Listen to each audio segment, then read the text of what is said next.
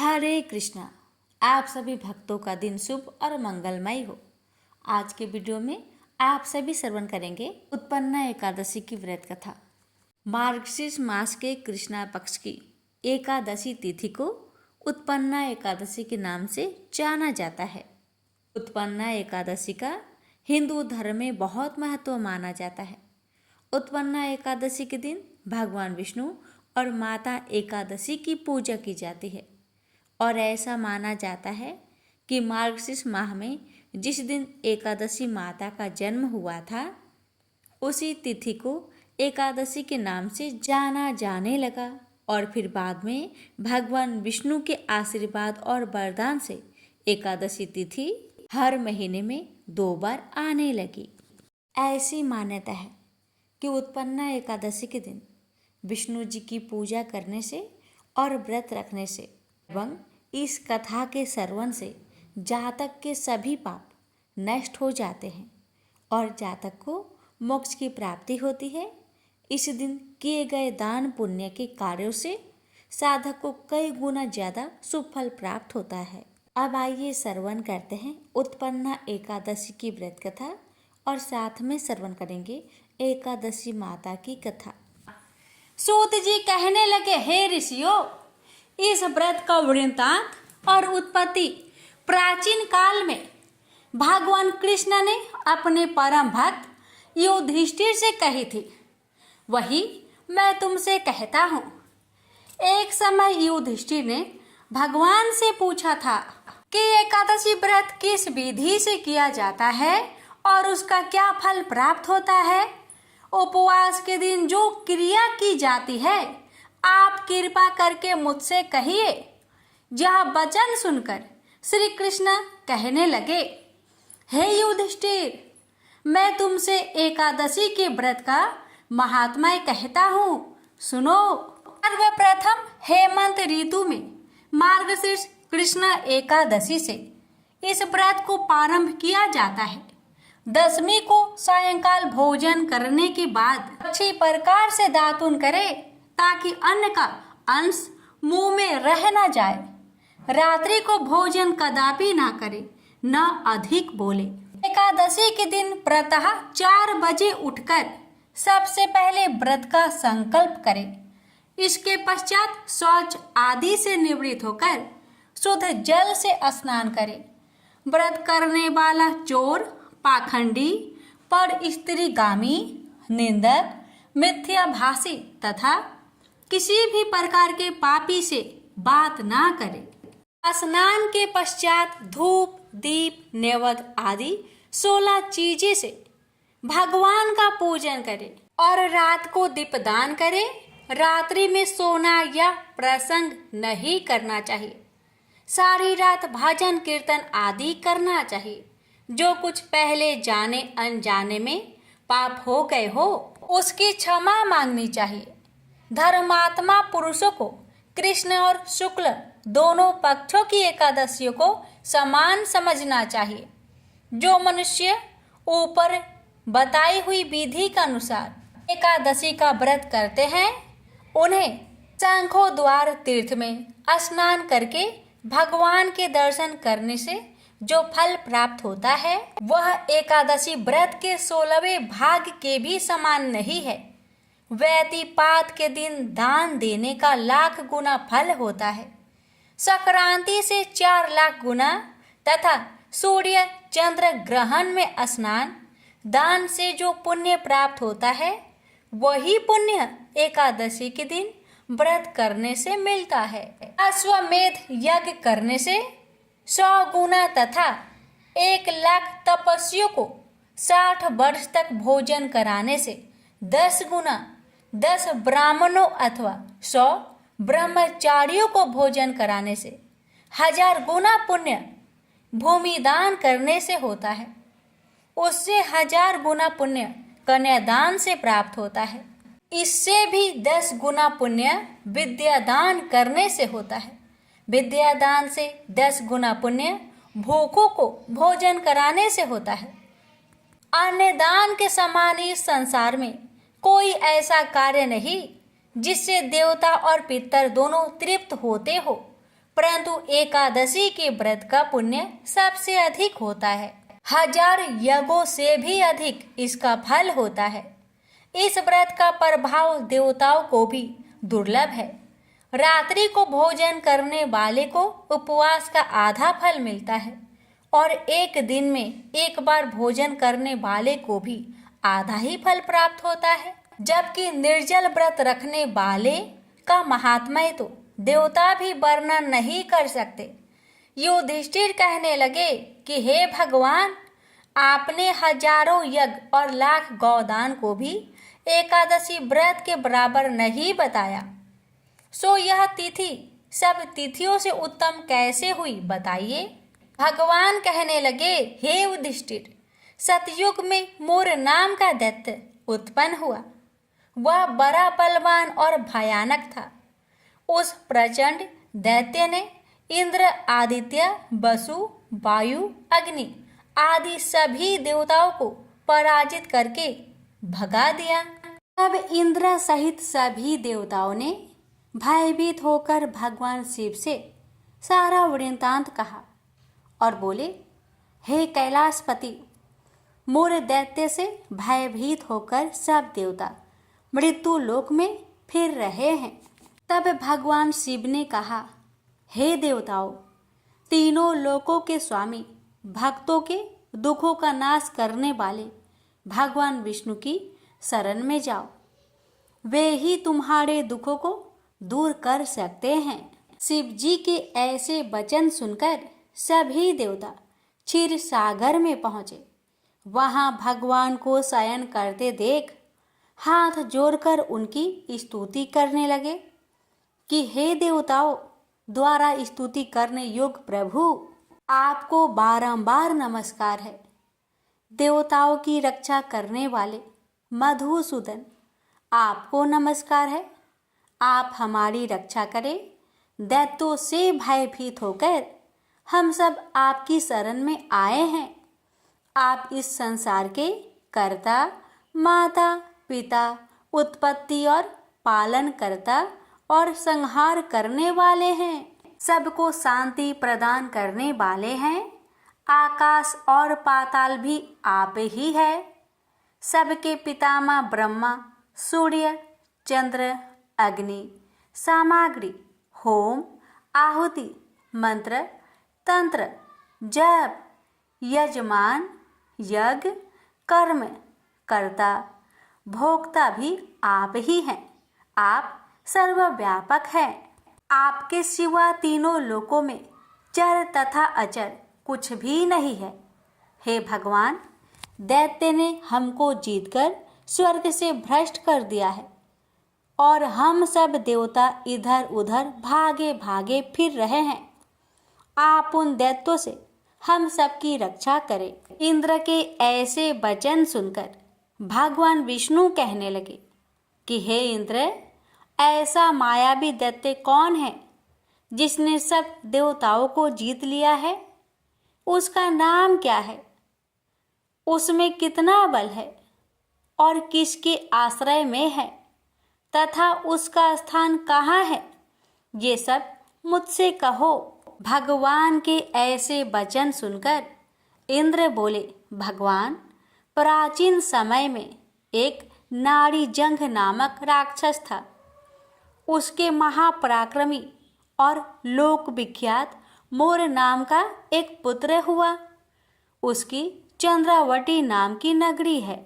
उसी ने सब देवताओं को स्वर्ग से निकालकर वहां अपना अधिकार जमा लिया है। उसने इंद्र, अग्नि, वरुण, यम, वायु, ईश, चंद्रमा, नैऋत्य आदि सबके स्थान पर अधिकार कर लिया है। सूर्य बनकर स्वयं ही प्रकाश करता है, स्वयं ही मेघ बन बैठा है और सबसे अजय है। हे असुर निकंदन, उस दुष्ट को मारकर देवताओं को अजय बनाइए।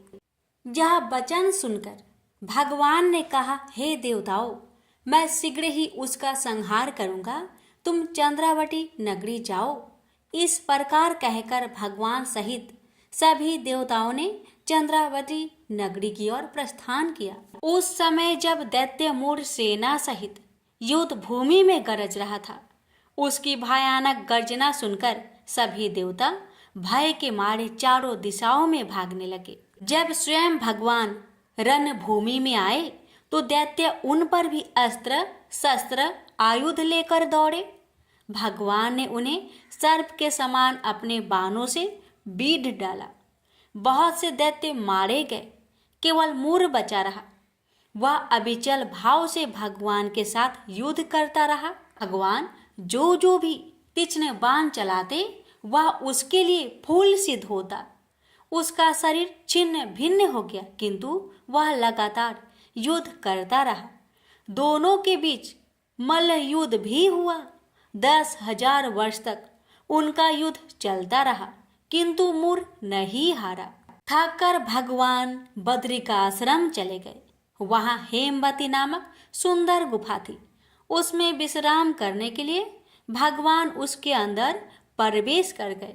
यह गुफा 12 योजन लंबी थी और उसका द्वार एक ही था।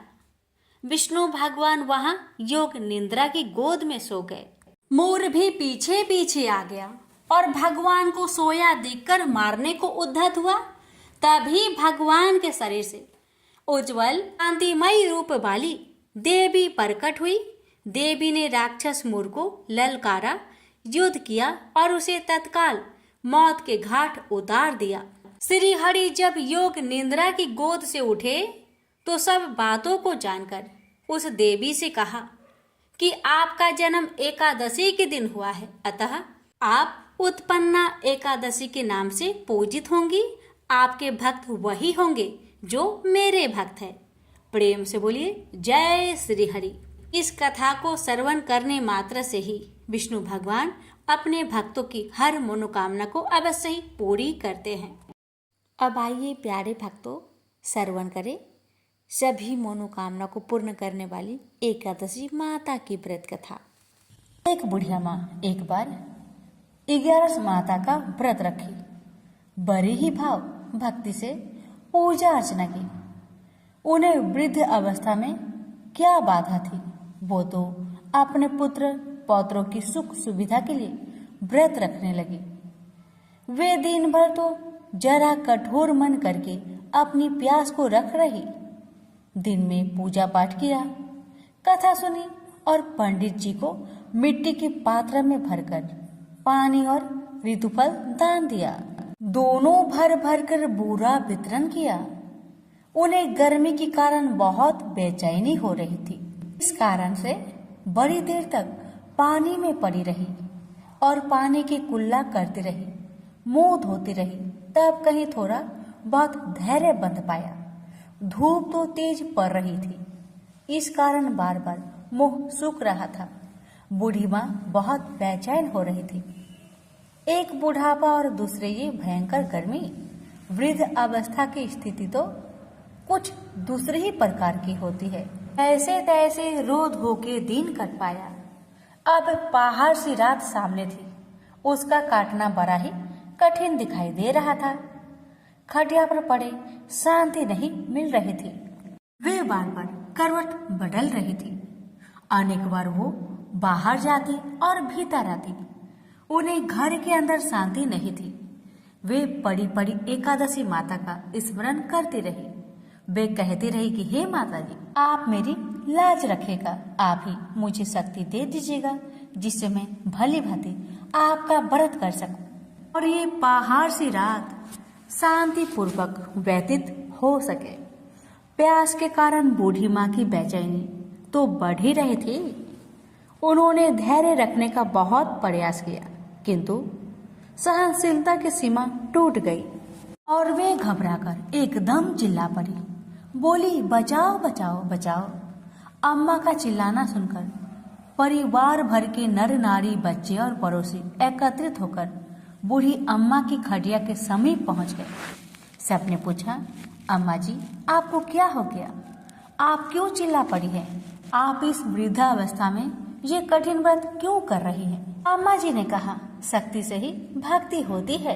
थोड़ी ही देर में वे फिर से बोली कि अरे हमारे प्राण तो ही निकल जा रहे हैं। मेरी छाती पर ठंडे पानी का घड़ा रख दीजिए। नातियों ने दादी की छाती पर ठंडे पानी का पात्र रख दिया।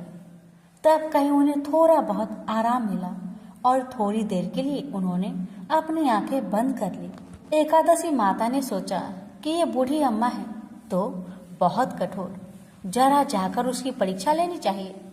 वे आधी रात को मुर्गा बनकर टेर लगाने लगी। मुर्गा की आवाज सुनकर दादी जल्दी से उठी और बाहर जाकर आसमान की ओर देखा, किंतु आसमान में कहीं उन्हें प्रातःकालीन तारा दिखाई नहीं दिया। वे सोचने लगी कि ये मुर्गा क्यों और कैसे बोल गया है। वे तो आधा रात मालूम प्रतीत होता है। उन्हें प्यास तो बहुत लग ही रही थी। थोड़ा बहुत उनका मन भी विचलित होने लगा था, किंतु अंत में उन्होंने दृढ़ निश्चय किया कि मैं अब व्रत को पूर्ण करके ही छोड़ूंगी, चाहे कुछ भी हो जाए, मेरा प्राण ही क्यों ना निकल जाए। ये सोचकर फिर वे खटिया पर शिथिल होकर सो गई। थोड़ी ही देर में एकादशी माता ने उनकी फिर से परीक्षा लेनी चाहिए। एक छोटी सी बालिका एक गिलास में शरबत लेकर उनके सिरहाने खड़ी हो गई और जोर से बोली, दादी जी सवेरा हो गया, हाथ मुंह धोकर शरबत पी लीजिएगा। पहले तो शरबत का गिलास देखकर उनका मन ललचाने लगा, किंतु अचानक व्रत का स्मरण हो आया और उन्होंने सोचा कि मैं किसी भी प्रकार से अभी शरबत नहीं पी सकती हूँ, और वे शांतिपूर्वक अपनी खटिया पर लेट गई। फिर थोड़ी देर में उन्हें ऐसा लगा कि जैसे किसी ने उन्हें पानी के कुएं में पटक दिया हो। वे बड़ी देर तक उस कुएं में हाथ पांव चलाती रही, किंतु उन्होंने अपने मुख में पानी की एक बूंद भी नहीं जाने दी और वे दृढ़तापूर्वक अपना व्रत पालन करती रही। थोड़ी ही देर में न जाने कहां से सामने आग जलने लगी, जिससे भारी गर्मी बढ़ने लगी। प्यास के कारण प्राण निकलने लगे, किंतु बूढ़ी अम्मा का कुछ भी नहीं बिगड़ पाया। वे जहां की तहां मुस्कुराती हुई बैठी रही। थोड़ी ही देर में बाहर प्रकाश दिखाई देने लगा। ऐसा लगा कि जैसे सवेरा हो आया। बूढ़ी अम्मा ने जब बाहर निकलकर देखा तो समझ गई कि अभी सवेरा होने में 3-4 घंटे की देरी है। यह जानकर वे शांति पूर्वक इधर उधर घूमने फिरने लगी। एकादशी माता ये बात अच्छी तरह से समझ गई कि ये बूढ़ी अम्मा किसी भी प्रकार से अपने व्रत से नहीं टल सकती। वे उनके सत्य व्रत को ही अच्छी तरह से समझ गई। सवेरा होते ही बूढ़ी माँ ने स्नान किया, भगवान का पूजा पाठ किया, एकादशी माता की कथा सुनी, ब्राह्मणों को दक्षिणा देकर भोजन करवाया। तब कहीं बूढ़ी अम्मा ने जल ग्रहण किया। कन्याओं को भोजन कराने के बाद अम्मा ने भोजन किया। तो श्रेष्ठ व्रत के प्रताप से बूढ़ी अम्मा की आयु में वृद्धि हो गई। उनका घर परिवार हरा भरा हो गया। घर में अब उनके कोई भी अभाव नहीं रहा। वे हर तरह के सुख साधनों से संपन्न हो गई। नाती नातिनों से उनका घर भर गया और वे उसी दिन से 12 महीने की एकादशी का व्रत करने लगी। एकादशी माता के व्रत के प्रताप से इस संसार में हर प्रकार के सुख भोग कर अंत में बैकुंठ धाम को चली गई। से बोलिए एकादशी माता की जय। प्रेम से बोलिए लक्ष्मी नारायण की जय। जय श्री कृष्ण, राधे राधे। प्यारे भक्तगणों, आज की वीडियो में आप सभी श्रवण करेंगे बड़ी ही दुर्लभ 11 माता की व्रत कथा। इनकी कथाओं को जो भी भक्त 11 के दिन श्रद्धा पूर्वक श्रवण करता है उसकी सभी मनोकामना 11 माता अवश्य पूर्ण करती है। तो आइए बड़े ही श्रद्धा से प्रसन्नचित मन से कथा को पूरा अवश्य सुनिएगा। हे 11 माता, मैं आपकी भक्तों को आपकी कथा सुनाने जा रही हूँ। अगर हमसे अनजाने में कुछ गलती हो उसे क्षमा करना और अपनी सभी भक्तों की मनोकामना को पूर्ण करना। कथा इस प्रकार है। एक बार एक राज्य में एक राजा रहते थे। राजा बहुत ही बुद्धिमान और बलशाली थे। राजा सदैव अपनी प्रजा का बहुत अच्छे से ध्यान रखते थे। प्रजा भी अपने राजा को बहुत पसंद करते थे। राजा की 2 बेटियां थी। राजा अपनी दोनों बेटियों से बहुत प्रेम करता था। राजा की छोटी बेटी देखने में बहुत सुंदर और आकर्षक थी और राजा की बड़ी बेटी छोटी बेटी के मुकाबले थोड़ा कम सुंदर थी। राजा की छोटी बेटी 11 माता का पूजन किया करती थी और सभी लोग राजा की छोटी बेटी से बहुत प्रेम करते थे और बहुत प्रशंसा करते थे। राजा भी अपनी छोटी बेटी को बड़ी बेटी से अधिक प्रेम करते थे, जिस कारण राजा की बड़ी बेटी अपनी छोटी बहन से बहुत नफरत करने लगी।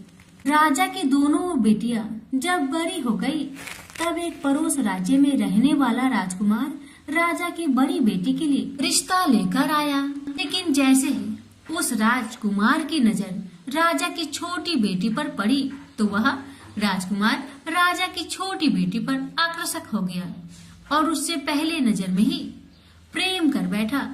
उस राजकुमार ने राजा की बड़ी बेटी के साथ विवाह करने से मना कर दिया और उसने राजा से कहा कि मैं आपकी छोटी बेटी से विवाह करना चाहता हूँ। जिसके बाद राजा की बड़ी बेटी यह देखकर अपनी छोटी बहन से बहुत क्रोधित हो गई और राजा की बड़ी बेटी ने अपनी छोटी बहन को अपना सबसे बड़ा दुश्मन मान लिया। राजा की बड़ी बेटी ने अपनी छोटी बहन से बदला लेने का निर्णय लिया, जिसके लिए उसने अपनी छोटी बहन को जान से मारने का प्लान बनाया। राजा की बड़ी बेटी ने अपनी छोटी बहन को मारने के लिए सबसे पहले एक लड्डू में जहर मिलाकर अपनी छोटी बहन को दे दिया और उसको लड्डू खाने के लिए कहा। लेकिन लड्डू खाने के बाद भी छोटी बहन को कुछ नहीं हुआ। बड़ी बहन यह देखकर बहुत आश्चर्य में पड़ गई, लेकिन बड़ी बहन ने हार नहीं मानी और उसने जब रात में छोटी बहन अपने कमरे में सो रही थी, तब एक मटके में सांप रखकर उसे कमरे में छोड़ दिया ताकि छोटी बहन को डस ले और उसका काम तमाम हो जाए।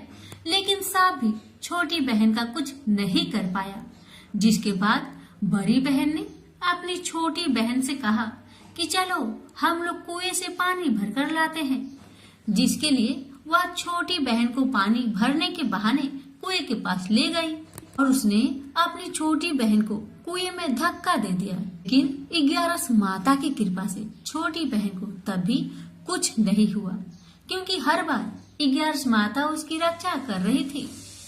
और उधर बड़ी बहन अपने सारे प्रयासों के बाद असफल हो रही थी, जिससे वह बहुत क्रोधित हो जा रही थी। फिर उसने अपनी छोटी बहन के पास जाकर उससे खुद पूछा कि मेरी छोटी बहन, तुमको पता है भगवान ने सबकी मृत्यु एक निश्चित समय पर लिखी हुई है और कैसे तुम्हारी मृत्यु होगी, क्या यह तुम जानती हो? तब छोटी बहन ने अपनी बड़ी बहन को बताया कि हाँ, मैं जानती हूँ मेरी मृत्यु कैसे होगी। छोटी बहन से यह सुनकर बड़ी बहन मन ही मन बहुत प्रसन्न होने लगी और उसने अपनी छोटी बहन से कहा कि तो मुझे अपनी मृत्यु की राज बताओ। छोटी बहन ने अपनी बड़ी बहन से कहा कि मेरी मृत्यु तो एक तोते में है, जो तोते के गले में एक हार है, उसी में मेरा प्राण छुपा हुआ है। जब तक कोई भी व्यक्ति तोते को मारकर वह हार अपने गले में पहनेगा तो मैं मूर्छित हो जाऊंगी, और जैसे ही उस हार को अपने गले से उतारेगा तो मैं वापस जीवित हो जाऊंगी। अपनी छोटी बहन की मृत्यु का राज जानकर बड़ी बहन बहुत खुश हो गई और वह अपनी छोटी बहन को मारने के लिए उसके पालतू तोते को ढूंढना शुरू कर दिया। और छोटी बहन को इस बात का आभास तक न हुआ कि कोई उसकी जान लेना चाहता है, जिसके लिए वह अपने पिताजी के पास गई और उसने अपने पिताजी से कहा कि पिताजी, मेरी मृत्यु के बाद आप मुझे जलाइएगा मत, बल्कि आप मुझे अपनी पुरानी हवेली में एक पलंग में लेटाकर छोड़ दीजिएगा। अपनी छोटी लड़की की यह बात सुनकर राजा बहुत आश्चर्य में पड़ गया और उसने अपनी बेटी से पूछा, बेटी तुम यह क्या कह रही हो? तब राजा की छोटी बेटी ने बताया, पिताजी, समय किसी के लिए नहीं रुकता है, कब क्या हो जाए किसी को कुछ पता नहीं है।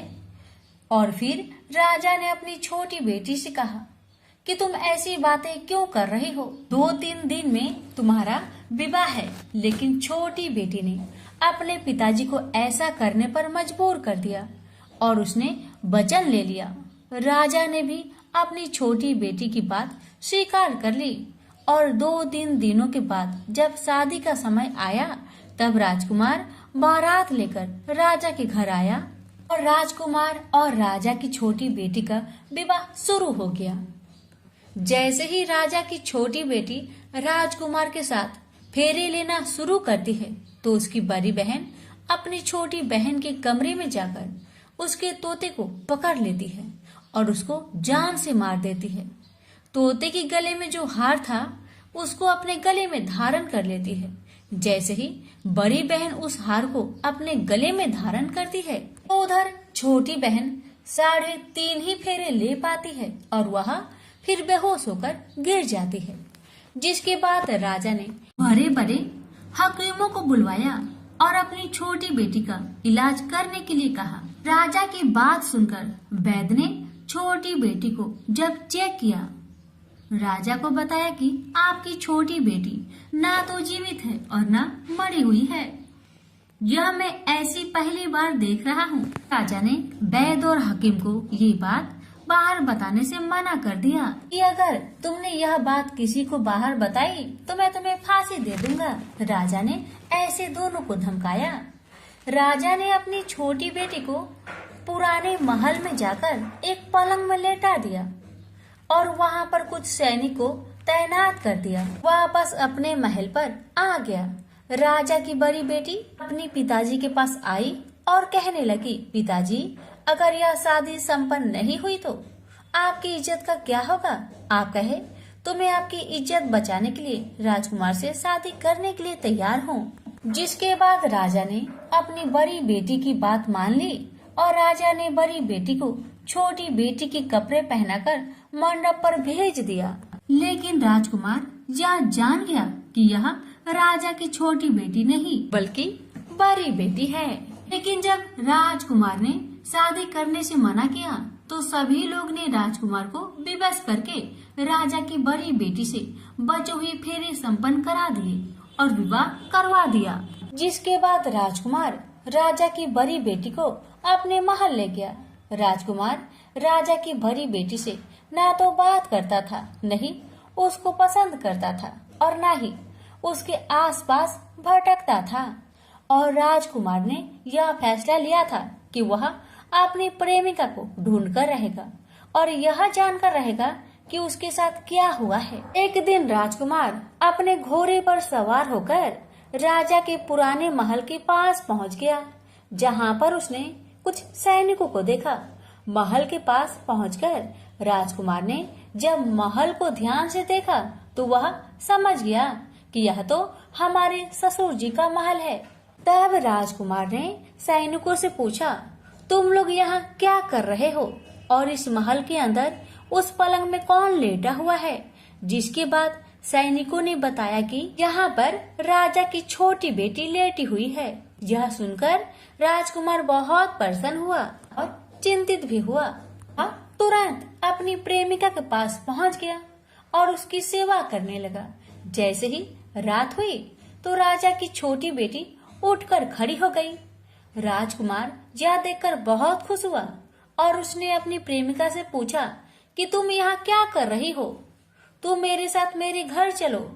राजा की छोटी बेटी ने राजकुमार को सारी बातें बता दी कि मेरी जान एक तोते में बसी थी और मैंने यह सब सिर्फ अपनी बड़ी बहन को बताया था और मुझे पता है कि उसने ही मुझे मारने का प्रयास किया है। उसके पास एक हार है जिसको वह सुबह पहन लेती है और रात को उतार देती है। जब तक वह हार को पहने रहती है तब तक मैं मूर्छित रहती हूँ और जैसे ही वह हार को उतार देती है तो मैं जीवित हो जाती हूँ और जब तक मेरी बहन के पास वह हार है तब तक मैं ऐसे ही जीवित और मूर्छित होती रहूंगी। अगर मेरी बड़ी बहन के पास जो हार वह मेरे हाथ लग जाए तो मैं हमेशा के लिए जीवित हो जाऊंगी। राजकुमार यह बात सुनकर राजा की छोटी बेटी के पास रहने का निर्णय ले लिया और उसने अपने बचे हुए सारे फेरे उस पलंग में लेटी राजकुमारी की छोटी बेटी के साथ ले लिए और अपना विवाह को पूर्ण कर लिया और वहीं पर रहने लगा। देखते ही देखते कुछ समय में राजा की छोटी बेटी और राजकुमार की पत्नी पेट से हो गई। एक दिन राजकुमार को किसी काम से बाहर जाना पड़ा। तब छोटी बहन के पेट में बहुत तेज दर्द होने लगा, जिसके बाद उसने 11 माता का ध्यान किया। जिसके बाद वहां पर 11 माता प्रकट हुई और उन्होंने अपने भक्तों के दर्द को दूर किया और एक पुत्र की प्राप्ति करवाई। और वहीं पर अचानक से राजकुमार भी आ गया। राजकुमार ने 11 माता को देखा तो वह आश्चर्य हो गया और उसने तुरंत माता को प्रणाम किया। और 11 माता ने राजकुमार से कहा, जब तुम्हारा बेटा 5 वर्ष का हो जाए तो तुम अपनी पत्नी के हार आकर इसके गले में डाल देना। और देखते देखते राजकुमार और राजा की छोटी बेटी का पुत्र 5 वर्ष का हो जाता है। तो राजकुमार अपने बेटे से कहता है कि बेटा, मैं कुछ काम से बाहर जा रहा हूँ, तुम अपनी माता का ध्यान रखना। और वह वहाँ से चला जाता है। राजकुमार को बाहर निकलता देख बड़ी बहन के सैनिक देख लेते हैं और वह बड़ी बहन को जाकर सारी बातें बता देते हैं। जिसके बाद बड़ी बहन अपनी छोटी बहन के पुत्र को वहाँ से उठवा लेती है और उसको मरवा देती है। छोटी बेटी के पुत्र के 2 टुकड़े करवा देती है। पहला टुकड़ा चक्की के पास छुपा देती है और दूसरा टुकड़ा अपने पलंग के नीचे रख देती है। 11 माता बड़ी बहन की सारी करतूत अपनी आंखों से देख रही थी। उनसे रहा नहीं गया। वह एक भिखारी का रूप लेकर बड़ी बहन के पास चली आती है। जिसके बाद वहाँ पर भिक्षा मांगने लगती है। बड़ी बहन अपने नौकरों से कहती है कि जाकर भिक्षा दे दो, लेकिन जैसे ही नौकर 11 माता को भिक्षा देने के लिए आते हैं तो माता उन्हें मना कर देती है और कहती है कि मैं तुम्हारे महारानी से ही भिक्षा लूंगी, जाओ जाकर कह दो। इसके बाद बड़ी बहन स्वयं ही भिक्षा देने के लिए माता के पास आती है। तब माता एक बिल्ली का रूप लेकर उसके कमरे में चली जाती है और वहाँ पर छोटी बेटी के पुत्र के टुकड़े को जोड़ देती है और उसे जीवित कर देती है। उसे वहाँ से ले जाती है। राजकुमार अपने बेटे को लेकर अपनी पत्नी के पास जाता है और उसे कहता है कि तुम इसका ध्यान रखना। अगर तुम इस बच्चे का अच्छे से ध्यान रखोगी तो मैं तुमसे बात करूंगा। एक दिन राजकुमार बच्चे से कहता है कि तुम मम्मी से उनके गले का हार मांग लो। जिसके बाद राजकुमार का लड़का अपनी मम्मी के पास जाता है और कहता है कि मम्मी, मुझे तुम्हारा हार चाहिए जो तुमने गले में पहन रखा है। यह सुनकर पहले तो बड़ी बहन बहुत क्रोधित होती है, पर उसको यह याद आता है कि राजकुमार ने कहा था कि अगर मैं इस बच्चे का ध्यान रखूं तो वह मुझसे बात करेंगे। इसके कारण वह हार को उस बच्चे को दे देती है और वह तुरंत हार ले जाकर अपने पिताजी को दे देता है।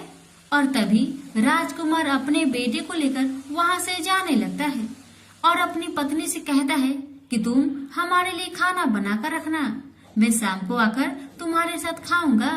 और वह अपने बेटे को लेकर वहाँ से चला जाता है। जिसके बाद वह राजा के पास जाता है और उनको सारी बातें बता देता है। राजा अपनी बड़ी बेटी की यह करतूत सुनकर बहुत क्रोधित होते हैं और अपनी परवरिश पर ही दोष देने लगते हैं और राजकुमार को अपनी छोटी बेटी के साथ रहने के लिए आदेश देते हैं।